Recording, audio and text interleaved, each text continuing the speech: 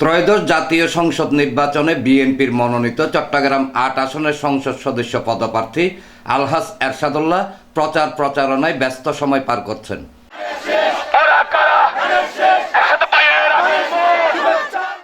শনিবার বিকেলে তিনি নগরীর বায়েজিদ বোস্তামি থানার হিলবিউ এলাকায় পৌঁছলে পাঁচলাইশ থানা স্বেচ্ছাসেবক দলের সিনিয়র যুগ্ম আহ্বায়ক মোহাম্মদ সবুজ মিছিল সহকারে উপস্থিত হয়ে তাকে বরণ করে নেন।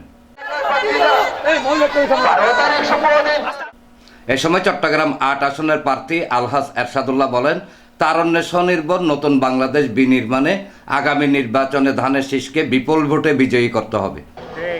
গত ৫ই আগস্ট আমাদের ছাত্র জনতার তাদের আন্দোলনের ফলে, বিপ্লবের ফলে এই ১২ ফেব্রুয়ারি নির্বাচন হতে যাচ্ছে।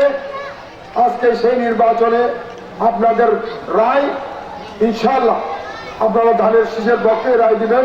এ সময় চট্টগ্রাম মহানগর থানা, ওয়ার্ড বিএনপি ও অঙ্গ সংগঠনের নেতৃবৃন্দ সহ বিপুল সংখ্যক এলাকাবাসী উপস্থিত ছিলেন। এনামুল হক লিটন, প্রগতি 24 টিভি।